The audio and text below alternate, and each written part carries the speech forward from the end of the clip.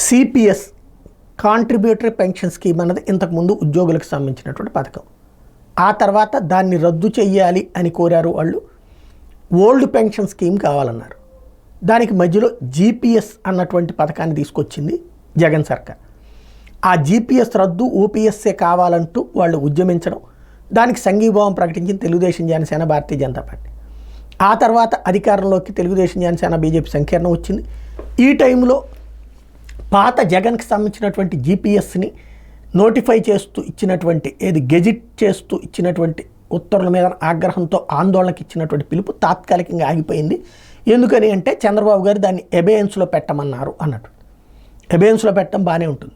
ఇంతకీ ఇప్పుడు మరి వీళ్ళ డబ్బులు ఏ పథకంలోకి వెళ్తాయి? ఇప్పుడు సిపిఎస్లోకి వెళ్తాయా, జీపీఎస్లోకి వెళ్తాయా, ఓపీఎస్లోకి వెళ్తాయి? ఎందుకంటే కట్ చేస్తారు కదా అక్కడ శాలరీలో.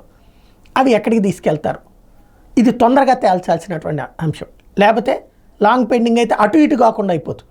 ఇప్పుడు ఒక ఉద్యోగి వాళ్ళు రిటైర్ అయిపోతే సిపిఎస్ లెక్క ప్రకారం డబ్బులు ఇవ్వాలా, జీపీఎస్ ప్రకారం డబ్బులు ఇవ్వాలా, ఓపీఎస్ ప్రకారం డబ్బులు ఇవ్వాలా అన్నది అర్థం కాకుండా అయిపోతుంది.